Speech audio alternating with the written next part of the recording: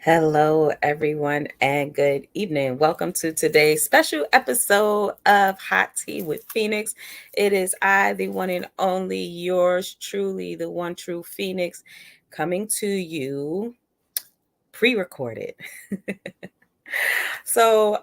Just a quick tidbit the Hustle and Shine podcast.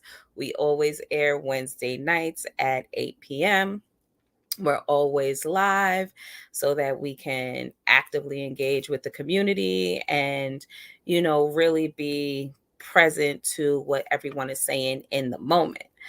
So this week I'm pre-recording the episode because we are quickly approaching the Diamond Standard weekend, and there are 1,001 things for me to do. Schedules are conflicting, and I was like, I don't think I'm going to be able to do tonight's episode as a live broadcast. And I was like, but I want to connect with my people. They have been so true, so loyal. And I was like, how about I pre record the episode and then we still play it at 8 o'clock like we would on the Wednesday, and then I share it as either like a watch party or whatever, but I'll be engaging in the comments with you. So if you're here tonight, it's 8 o'clock, you hopped onto Facebook or onto YouTube to watch the Hustle and Shine podcast, Hot Tea with Phoenix. Guess what? I'm in the space with you. I'm in the comments. So please let me know that you're here. Drop some diamonds. Let me know where you're coming from. Where are you watching us at? Where are you listening to us at?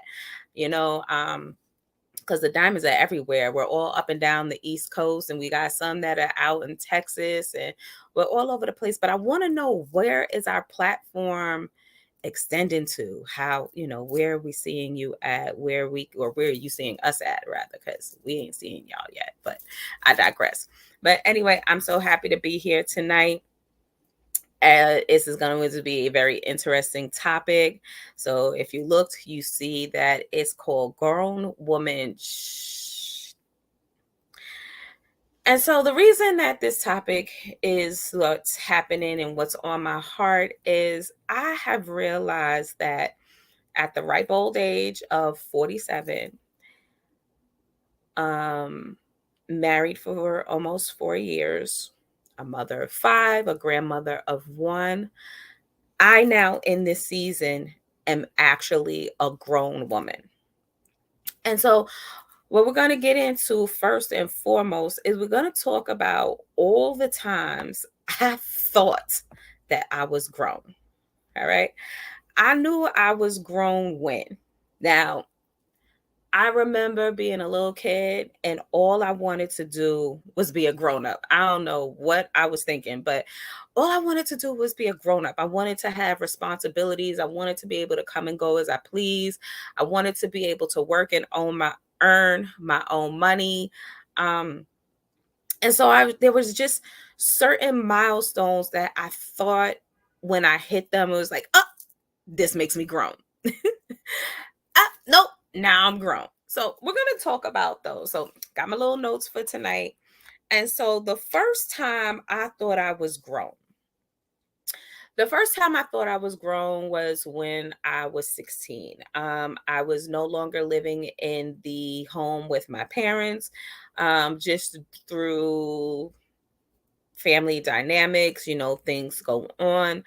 I bounced around from relative to relative, and then I finally landed with my sister aunt Jenny. She had just gotten an apartment. It was big enough for me to have my own room and space, which was one of the reasons that I wasn't at home with my parents. And so here I was 16 years old, and I was in like a roommate type of situation. So Jenny and I are 4 years apart. She's my first best friend. Even though she's my aunt, she's only 4 years older than me. And so when we were growing up, we were more like sisters than we were niece and aunt. That was not the dynamic of our relationship. And to this day, it is not. She's my first best friend. She's my oldest sister. I don't even acknowledge her as Aunt Jenny. That's just Jenny to me, right? So I move in with Jenny and her daughter. And from jump, Jenny was like, listen, I only have one child. I am not parenting you. I will help guide you. I will support you, but you're going to make the choices and decisions that you need to make to elevate yourself to get where you're going. So I was the one that was waking myself up for school. I didn't have anybody waking me up from school. I was doing my own laundry. My mother was giving Jenny money to go towards groceries. So I was doing my own grocery shopping. I went and got a little part-time job working at McDonald's after school to earn my own money. And you could not tell me I was not grown. I mean, I remember getting that first paycheck from McDonald's. I was working at the McDonald's. If you're from New York, it was the one that was right there on Jamaica Avenue, Jamaica at the corner of Parsons and Archer. Like that's where I was working. And I got that first check. I cashed it. And when I tell you I went crazy up and down Jamaica Avenue, I was like, buy this, buy that, buy this, buy that. It felt good to walk into a store and get what I wanted. But it was also a reality check because that little $4.15 an hour check did not go far. And I've always had what my grandfather called a champagne taste on a water budget. If you know what that means, drop a diamond. Like I could walk into any store. I don't care what store it is. I'm going to find something that I like, and I guarantee you it's probably going to be the most expensive thing in the rack. Like that's just my taste. As I have gotten older and more mature, I have learned how to not indulge myself with all of these tangible things just because it has a designer name or a brand name on it or it costs a certain amount of money. So I developed my frugalness in my teens. I decided that I I wanted quality items, but I knew that I couldn't necessarily afford them. So I learned the art of shopping on sale and shopping on the discount rack and buying things off season, and then making sure that they were like staple items so that they didn't go out of style. And so some of my first favorite things were like basic blue denim Calvin Klein jeans and those types of things. And it was like, well, they Calvin Klein jeans, I only paid $40 for them where they normally cost XYZ, but they were a staple item that I could transition and I could rock with.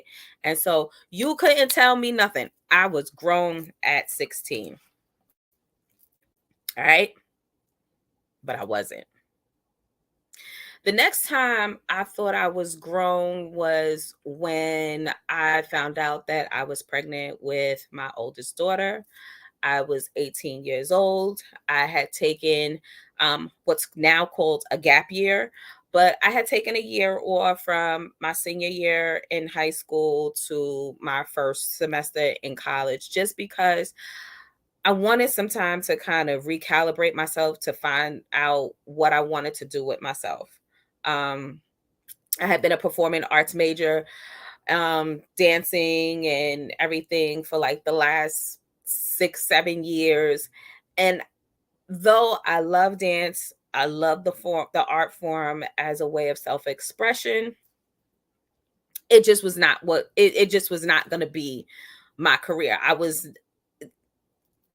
Let's put it simple. I was not prima ballerina material. But hey, so when I figured out I wanted to go into early childhood education, I applied to colleges. Um, I got into a private university, even though my grades was kind of shaky. I got into this private university. I got into this special program. I had made conscious, like mature decisions. And then I found out that I was pregnant with my daughter because I was out there doing grown up things. I was now faced with a grown up decision.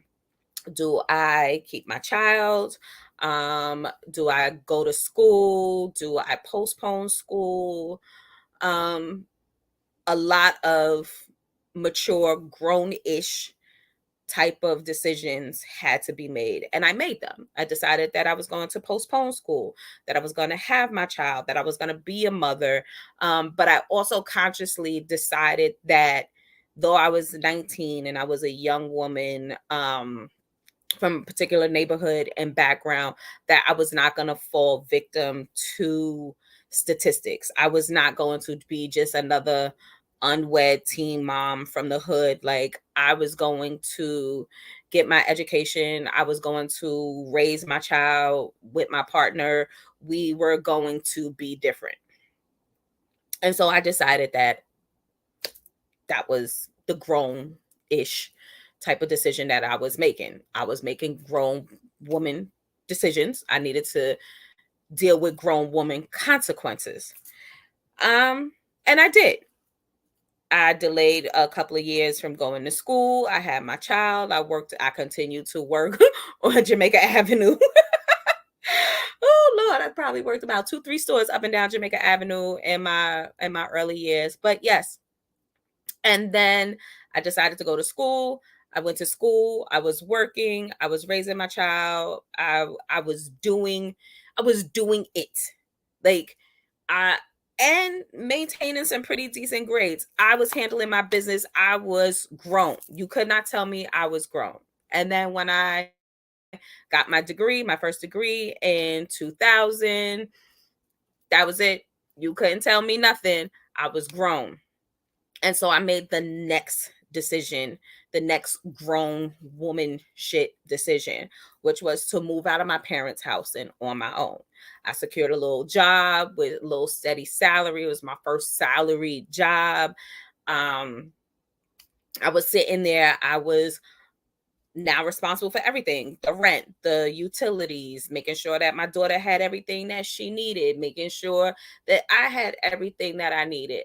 My partner was not the most consistent and reliable person that there was, but I had made the conscious decision when I was 18 to have this child. I still needed to continue on this path of grown womanness. And so my child and I, we moved out into our first apartment. And I continued to do what I had to do for her. Eventually had not one but two more children with my partner. And eventually, after 20 years and things being what they were, I left him. I left him with 3 children. All were minors under the age of 18, and it was scary. But I had to make this choice. I had to make this shift. I had to make this grown woman choice. I had to be on my grown woman because I was setting examples for my daughters who were watching me.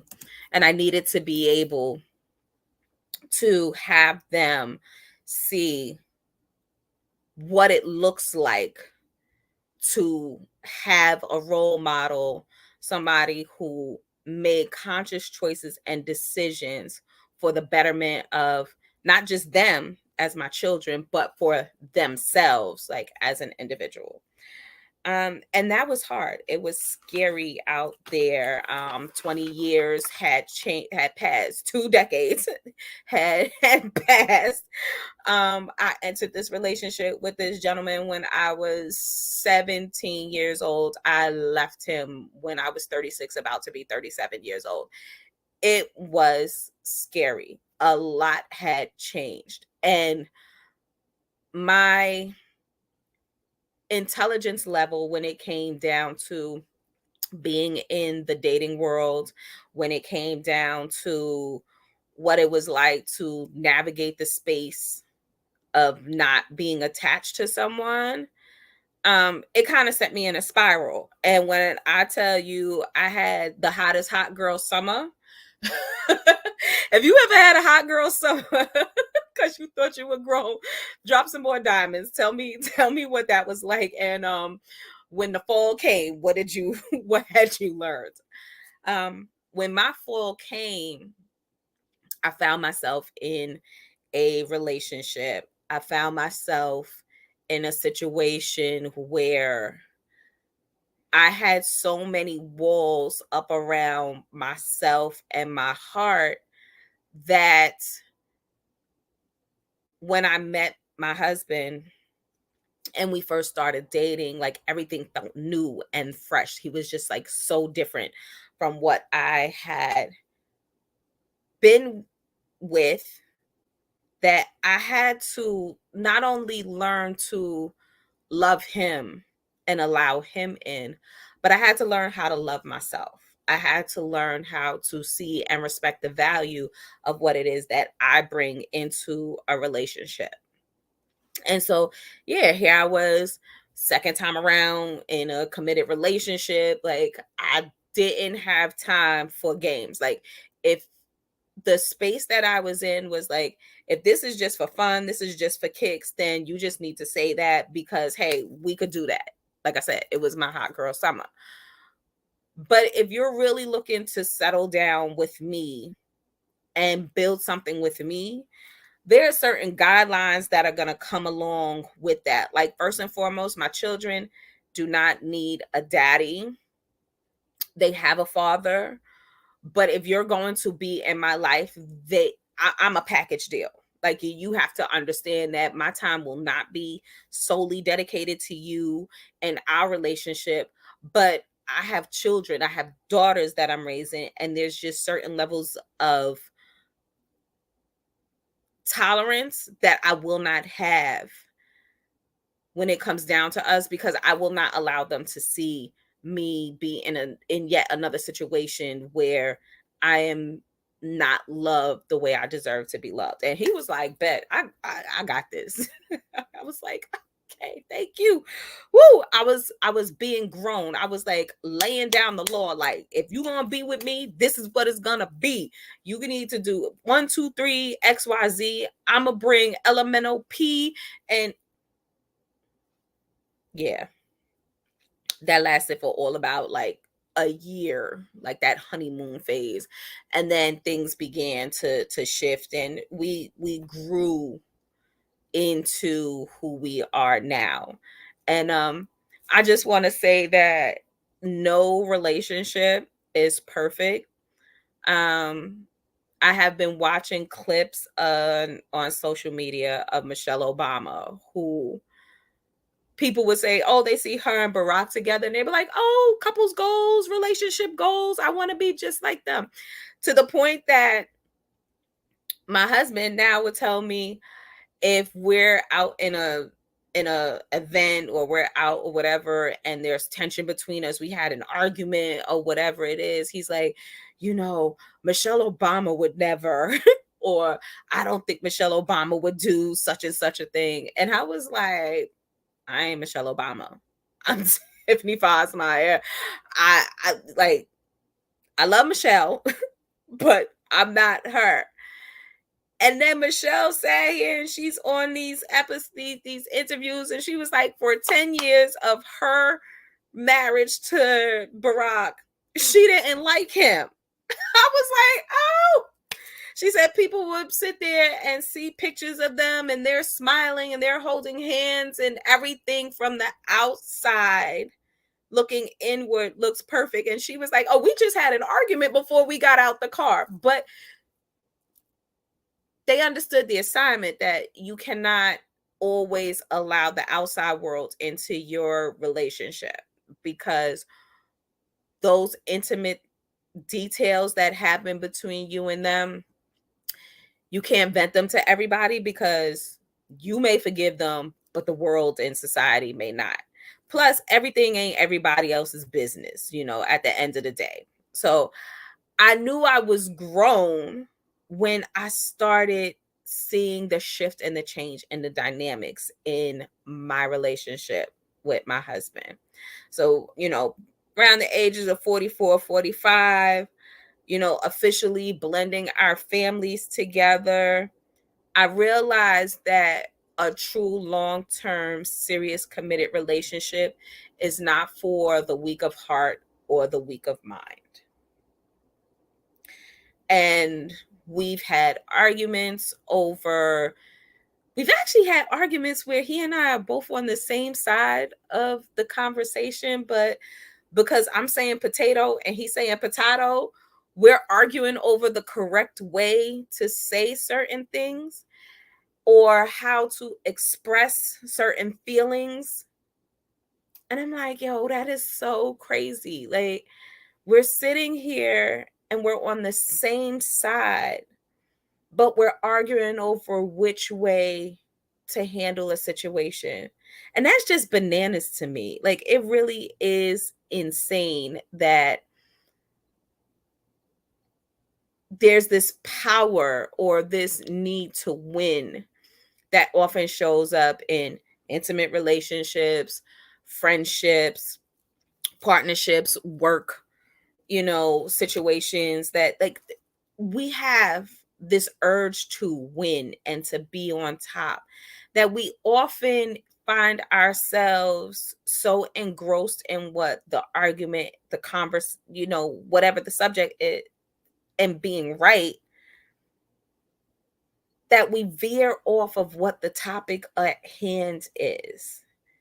And so the next time I realized I was grown was now, because I no longer have time to have arguments about the way to say things or the way to do things. There are certain arguments, certain fights, certain battles that are just not worth it anymore. It's not.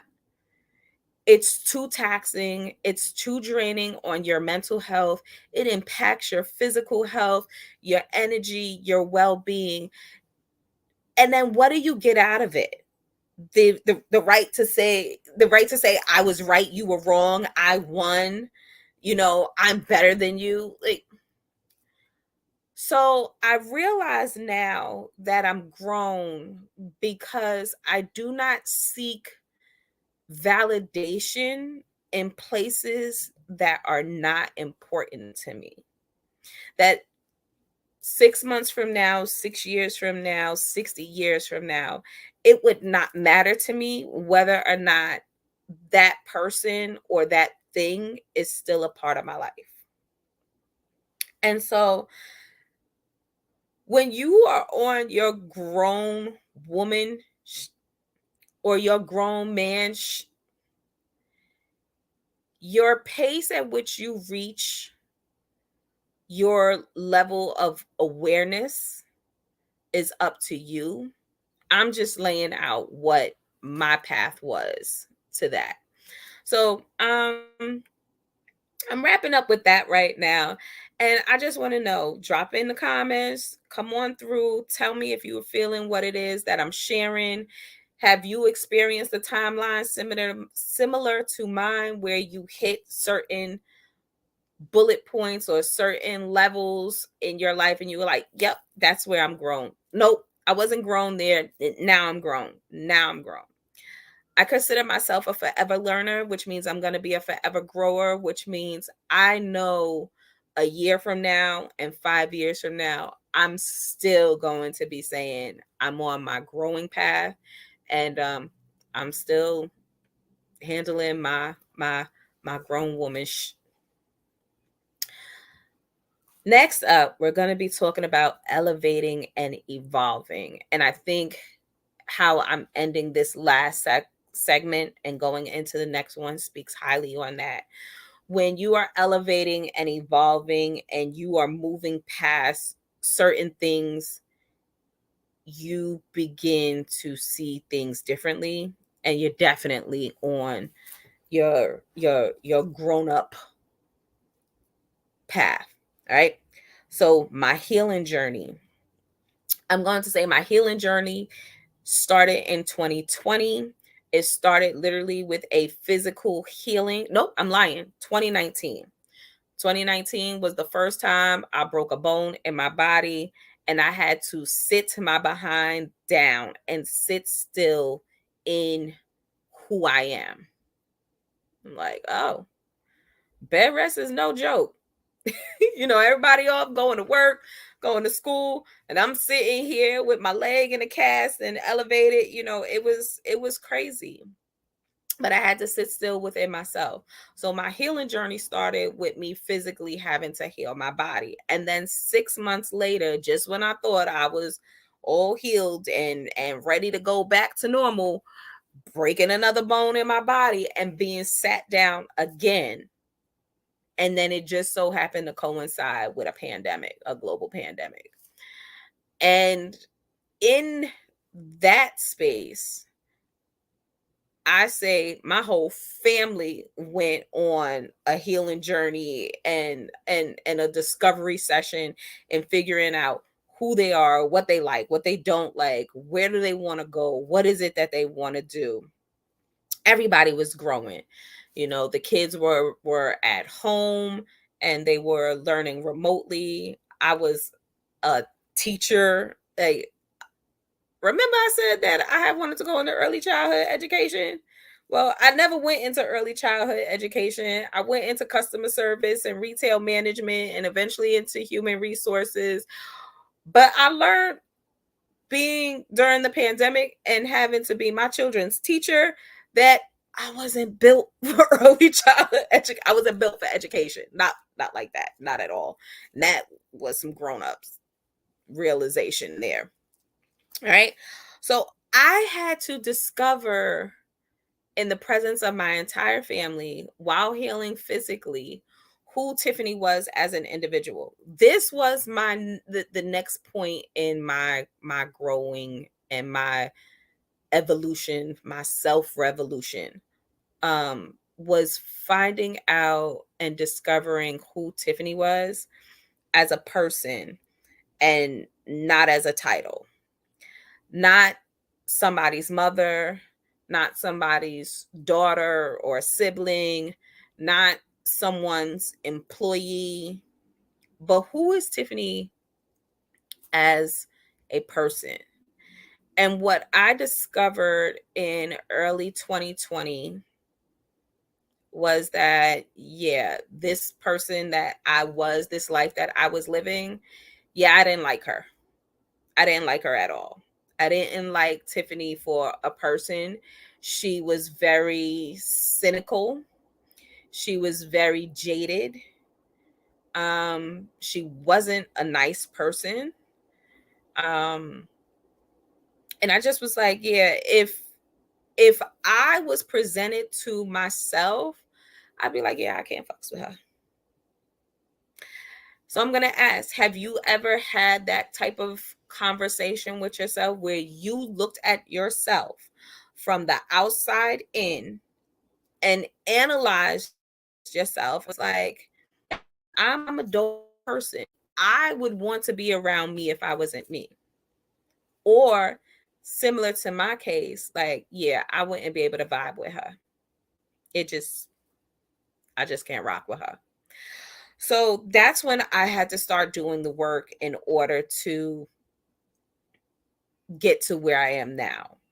I needed to first like myself before I worried about who liked me. And then oddly enough, the more I continue to work on myself and get to know myself, the more I develop the mindset that I don't necessarily care if someone likes me. I don't necessarily care if someone rocks with me and wants me to sit at their table or, thinks I'm cool and all of those things. That those validations were no longer important to me. What mattered to me is what I thought about myself and then what my loved ones thought of me. And so that's some grown up shit. That's really like some self actualization, self-awareness happening in this time frame for me. And so once I started figuring out who Tiffany was, I actually was able to transform into my persona of Fionix, of being someone who can recognize where I was and where I've been and grow into who I am now. So if you know the story and the mythology behind the Phoenix, is a mystical creature that is consumed by its own flames and born of its own ash. And when I tell you, throughout my life, I have spontaneously combusted and had to pick myself up and rebuild myself over and over again. I'm like, no wonder I am so drawn to this creature. This is my spirit creature. This is who I am. I am the Phoenix. I am constantly re-evaluating, evolving, being reborn, bigger and better than I was in my last life. And this has allowed me to step into my greatness, my purpose. So as I've gotten to know myself, as I've gotten to love myself, and that be more important than anything else, people started attracting themselves to me, like that moth to a flame, but not because of anything other than being around me help them become something, become better. And so the group of women that I'm now affiliated with in my different circles, especially my Diamond Writer sisters, love them all to pieces. I know they're in here with me now. And so if you're reading the comments, please know we sitting here and we're dropping diamonds on each other. That's just how we do it. As I've stepped into my greatness, my abilities and the lessons that I have learned have now trickled down to others. And so I'm attracting people who want to go along on their own journeys. And now they're coming to me for guidance or support. This isn't validation of who I am. This is them seeking validation within themselves. And so when you have little fires that spark next to each other, it grows. And that's what's happening around me right now. I have lots of little sparks, little fires everywhere around me. And it is a force that is growing bigger and more powerful each day. And I'm happy to share this time and space with all of you who are tuned in tonight, because I feel like you are one of those little fires that are around me, and you are growing into your own blaze. And I'm just here to tell you, it is beautiful on this side once you get there. I'm going to say this to wrap up this portion here. You do not always have to be right. It is actually okay to be wrong, and it's more powerful to admit when you are wrong or you have had a shortcoming than to sit there and tout and praise yourself for being right or being a know-it-all. There's no growth there if you know it all, if you are always right. There's no room for evolution. So learn not to argue with fools, learn not to argue with self, learn to sometimes quiet your mouth, still your thoughts, and allow knowledge to be poured into you, because that's some grown woman shit. All right. Now we're going to get into the fun part of being grown. Handling my business. I am now a woman of a certain age, which means sometimes my body is a little crickety crackety when I get up after sitting too long. When I wake up in the morning and I open my eyes, I give myself some good stretches. I get the joints rolling around and loosened up. I'm kind of like that old car. You got to warm up before you can put it on the highway. And so being on my grown woman shit right now means that I have to take care of this physical and this mental that I am in. It means going to my doctors and going to the specialists and having all of these, myself checked out just to make sure that I'm going to be here for the long run because I got work to do. I got places to go, people to see, and thoughts to get out into the world.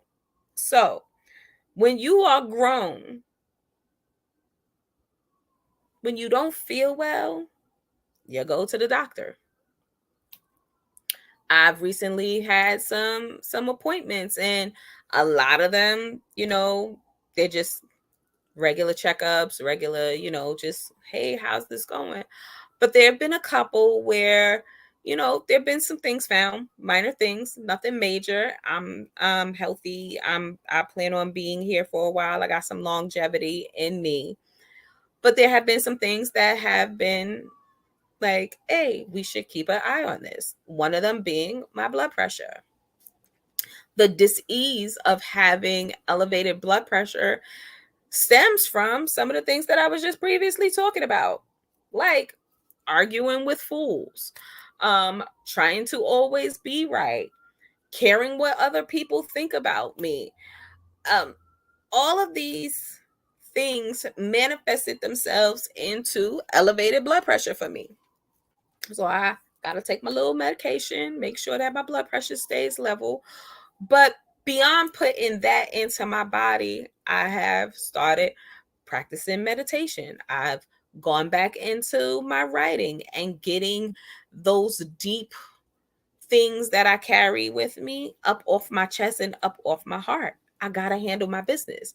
I need to make sure that I'm going to be here to continue to share my voice, to continue to share my story, to continue to be here to light the little fires that are around me.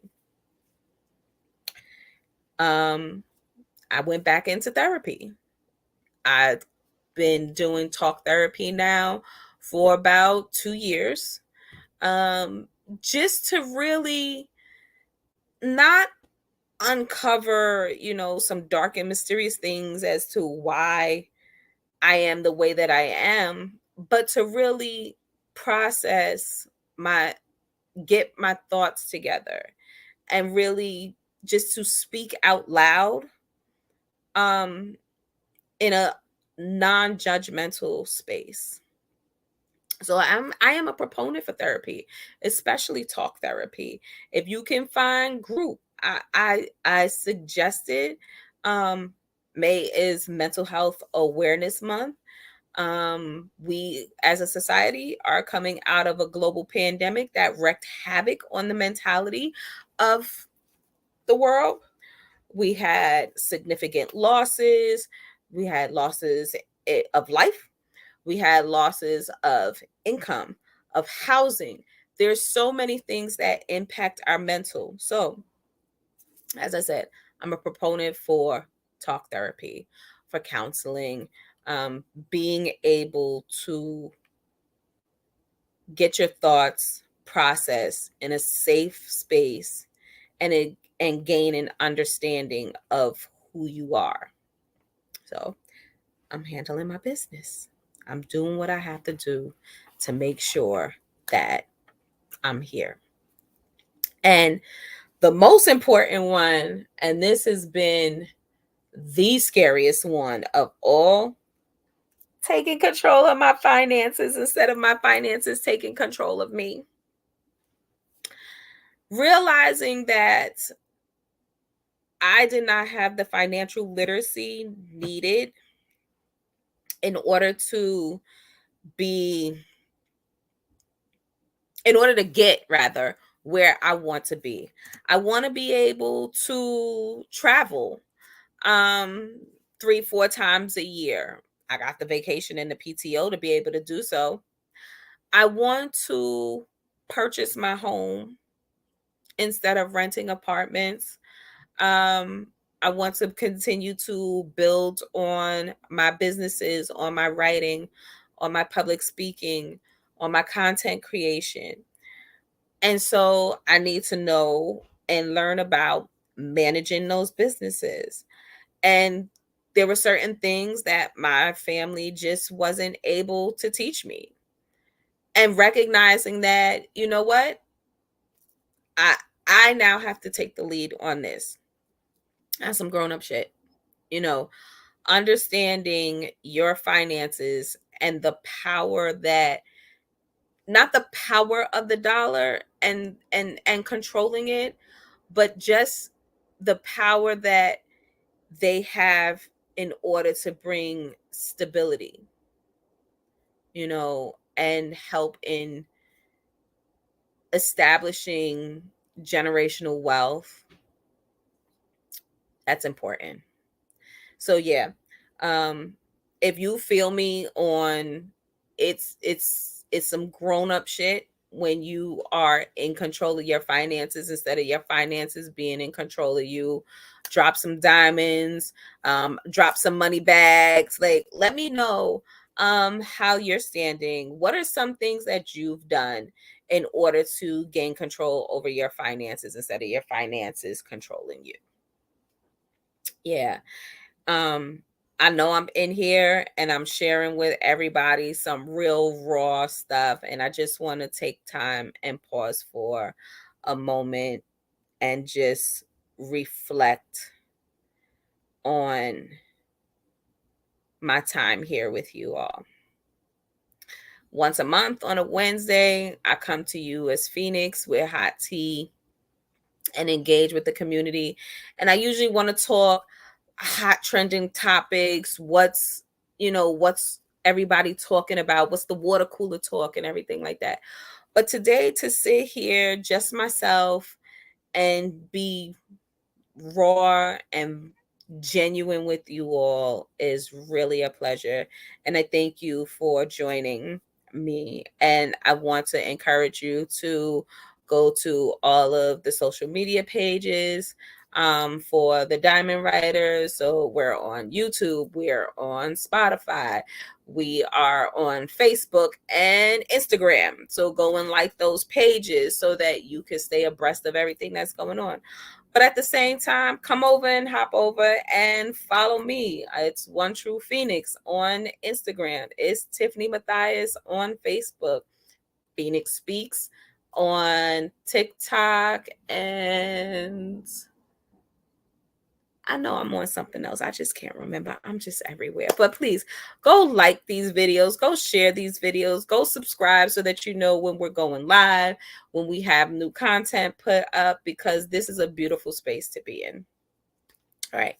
And now that that shameless plug is over, I want to wrap up tonight's episode. All right.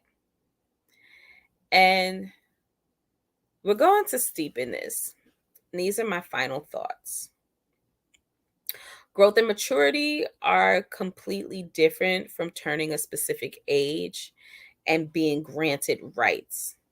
So, in the United States of America, you turn 18, you get the right to vote. At 21, you get the right to drink it's the legal drinking age. When you turn 16, you can go and get a learner's permit or a driver's license or whatever it is. There's certain ages that the United States has decided, well, if you hit this, you now have the right to do that. You're now mentally equipped, you're now physically equipped to be able to do XYZ. And then eventually we get to the age of 65 and the US government has says, well, now that you have done all of that, you now have the right to retire and, live the rest of your life for you. I'm here to tell you that those are all cute. Those are all nice. But your growth, your healing journey, your pathway is your own. And so those specific monumental points in your life will vary. I had 16, I had 19, I had 25, I had 30. That was me. Yours may be something different. I hope yours is something different. And I hope as you hit each of these milestones, you're able to turn around, look back, and see where you've come from. And you also have the ability to see forward towards the direction that you're going. Self evolution is about personal measurements and it's about your individual journey.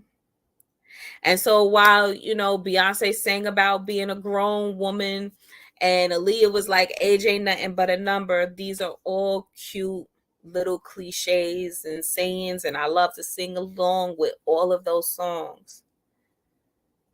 But growth, maturity, and being a grown up is not about the numbers that you hit. It's about the expansion of what's up here and in here. And so this has been Tiffany Matthias, your one true Phoenix, letting you know that I am always on my grown woman shit. And I hope you're on yours too. And so this is the final episode of season 1 of Hot Tea with Phoenix. I will be back in August with new content, new guests, maybe a new background. But it's been a pleasure to be here with you. I hope you got your tickets for the Diamond Standard happening this weekend on May 21st in Atlanta. We do not do at the door entry. If you want to be in this space with us, make sure you go to www.diamondwriters.com/events. Click your ticket. Make sure you get that VIP. I will be speaking. I'm giving my first gem class on shifting and changing your mindset. You are what you think. And so I hope to see you there. And until then, remember, as our Queen Pen always says, don't forget to hustle and shine. Peace.